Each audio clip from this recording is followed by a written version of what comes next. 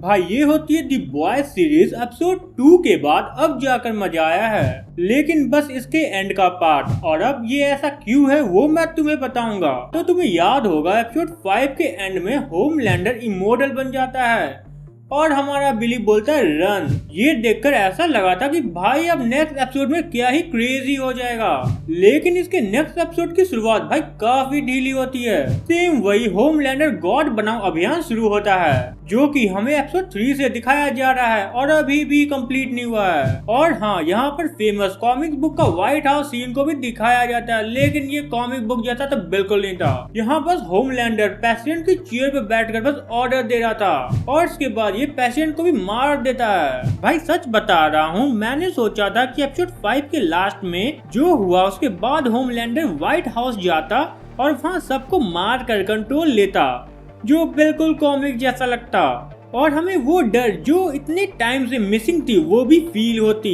इस एपिसोड में बॉयज की टीम अपनी एक लौती सूप को सोल्जर बॉय की पावर देने की कोशिश करते हैं जिससे होमलैंडर को मारा जा सके, और दूसरी तरफ होमलैंडर खुद को गॉड मान चुका है और उसने टीम 7 को खत्म कर दिया। और सबसे फनी बात जो कि यहाँ थी, होमलैंडर खुद को जीजस का भाई दिखा रहा था और इसने इसको लेकर एक प्रोमो भी निकाला है और इस प्रोमो को बहुत सारे लोगों को दिखाया भी गया है। और यही नहीं, वो हर चीज पर अपना कंट्रोल रख रहा है, लेकिन इसके बाद वो सोल्जर बॉय को खुश करने की कोशिश में भी लगा हुआ है। पर यहाँ चीजें सही नहीं चलती और सोल्जर बॉय यहाँ सब कुछ छोड़कर जा रहा होता है, पर होमलैंडर उसे रोकने के लिए उसे बेहोश कर देता है भाई सिर्फ 2 मिनट में। और दूसरी तरफ ह्यूई और बिली एक साइकी के थ्रू पकड़े जाते हैं और यहाँ बिली की पावर काम नहीं करती उस साइकी की पावर की वजह से। कीमिको लगातार यूरेनियम एक्सपेरिमेंट कर रही होती है। कहा गया है कि इसी तरह सोल्जर बॉय को उसकी वो पावर मिली थी जिससे वो सूप की पावर को खत्म कर सकता है। हाँ, यहाँ पर सिस्टर सेज भी होती है जो खुद गम में डूबी हुई थी और किसी की भी हेल्प नहीं करती, लेकिन फ्रेंची के समझाने पर वो मान जाती है। और यहाँ पर एमएम को मदर मिल्क क्यों कहा जाता है ये भी रिवील होता है, लेकिन ये कॉमिक जितना सैड पार्ट नहीं था।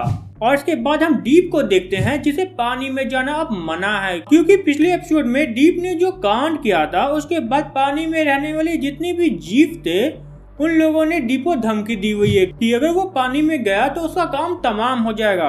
और इसके बाद नेक्स्ट हम बिली की और भी बैक स्टोरी को देखते हैं जो कि साइकिक उसके माइंड में घुसकर बता रहा होता है और साथ ही सिस्टर सेज और फ्रेंची की इंफॉर्मेशन भी यहाँ वो लेकर जाता है। लेकिन इसके बाद ये बंदा वापस आता है और इस बार बिली और ह्यूई मिलकर किसी तरह से मार देते हैं और यहाँ से निकल जाते हैं। और फ्रेंची सिस्टर सेज के साथ मिलकर अपने ये एक्सपेरिमेंट को पूरा करता है, लेकिन बीच में आ जाता है होमलैंडर। और भाई यहाँ आता है पूरी सीरीज का मतलब सीजन 1 से लेकर अब तक का सबसे सैड पार्ट, फ्रेंची मारा जाता है यूरेनियम के रेंज में आकर। और ये सीन भाई मेरे लिए सबसे हार्ट ब्रोकन रहा है। मतलब हाँ, हमें मालूम था कि इसकी एंडिंग अच्छी नहीं होगी, ये दोनों में से कोई एक मरेगा या फिर दोनों ही मरेंगे, क्योंकि कॉमिक्स में भी ये दोनों मारे जाते हैं। और इसी सदमे के साथ ये एपिसोड एंड होती है, लेकिन इन लोगों का जो भी एक्सपेरिमेंट था वो पूरा हो जाता है। और भाई इसके आधे से ज्यादा एपिसोड तो बस टाइम पास थे।